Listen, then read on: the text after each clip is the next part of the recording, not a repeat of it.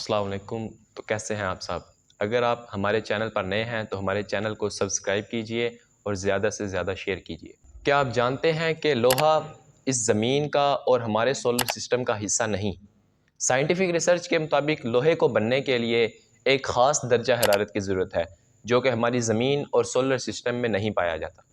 Professor Armstrong, जो कि NASA में मसरूफ़ अमल रह चुके हैं, उनसे किसी ने लोहे के बारे में सवाल किया कि लोहा कैसे बना, तो उन्होंने जवाब दिया, रियाजी के हिसाब से लोहे के एटम को बनाने के लिए हमारे सोलर सिस्टम में, जो कि 4.5 बिलियन साल पुराना है और उसमें 8 प्लैनेट्स और एक सितारा यानी सूरज जो है, इनकी मजमूई तवानाई इस एटम को बनाने के लिए नाकाफ़ी है और इससे कम अज़ कम 4 गुना ज़्यादा तवानाई की ज़रूरत है। और इतनी तवानाई बरकरार रखने वाला कोई प्लैनेट हमारे सोलर सिस्टम में मौजूद नहीं है। साइंटिफिक रिसर्च के मुताबिक लोहा सिर्फ़ और सिर्फ सुपरनोवा की शक्ल में ही पैदा हो सकता है, यानी जब कोई सूरज से बहुत बड़ा सितारा फट जाता है तो उसके अंदर से निकलने वाले पार्टिकल शहाब साकिब की सूरत अख्तियार करने के बाद किसी सियारे पर गिरते हैं, तो तब लोहा पैदा होता है। साइंटिफिक रिसर्च के मुताबिक हमारी ज़मीन पर भी लोहा कुछ इसी तरह आया, यानी आज से अरबों साल पहले हमारी ज़मीन के ऊपर ऐसे शहाब साकिब गिरे जिनके अंदर लोहा मौजूद था। और मज़े की बात यह है कि अल्लाह तबारक व तआला ने कुरान करीम में यही बात आज से 1400 साल पहले बयान फरमा दी थी, और आज से 1400 साल पहले किसी को ये मालूम ही नहीं था कि लोहा इस ज़मीन पर कैसे और कहाँ से आया। दोस्तों, अल्लाह तबारक व तआला ने कुरान करीम में सूरह नंबर 57 में भी लोहे का जिक्र किया, और उस सूरत का नाम भी अल हदीद, जिसका मतलब कि लोहा है। अल्लाह तबारक व तआला ने उसमें इरशाद फरमाया, और हमने लोहे को ज़मीन पर उतारा और इसमें सख्त कुव्वत और लोगों के लिए नफ़ा है।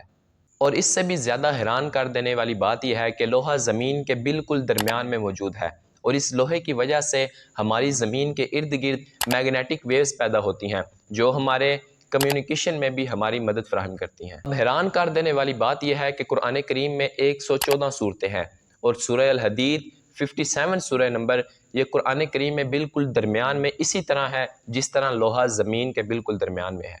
अल्लाह तबारक व तआला ने इस सूरत की तरतीब भी इस तरह रखी जो किसी मौजज़े से बिल्कुल भी कम नहीं है।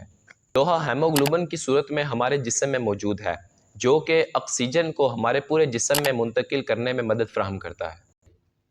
अरबी ज़ुबान के 28 हरूफ हैं, और हर हरफ से कोई ना कोई अदद मंसूब होता है, यानी अलिफ के लिए 1, बा के लिए 2, जीम के लिए 3, और इसी तरह मुख्तलिफ हरफ के लिए मुख्तलिफ अदाद हैं। इसी तरह अल हदीद के अंदर जो हरूफ हैं वो 6 हैं, अलिफ, लाम, हा, दाल, या और दाल। अगर इन हरूफ के अदाद को आपस में जमा किया जाए तो वो 57 बनते हैं, और मज़े की बात यह है कि उस सूरत का नंबर भी कुरान करीम में 57 है। अब आते हैं सिर्फ हदीद की तरफ। हदीद में सिर्फ 4 हरूफ हैं, हा, दाल, या, दा, और अगर इन हरूफ के अदाद को आपस में जमा किया जाए तो वो 26 यानी 26 बनते हैं। अब आप सोच रहे होंगे कि ये 26 क्या है, तो जनाब ये 26 लोहे का एटॉमिक नंबर है। तो आज 1400 साल के बाद साइंस इस बात पर पहुंची है कि अल्लाह तबारक व तआला का ये कलाम सच्चा है, लेकिन 1400 साल से पहले और 1400 साल के बाद भी हमारा ईमान यही है कि अल्लाह तबारक व तआला का ये कलाम सच्चा है।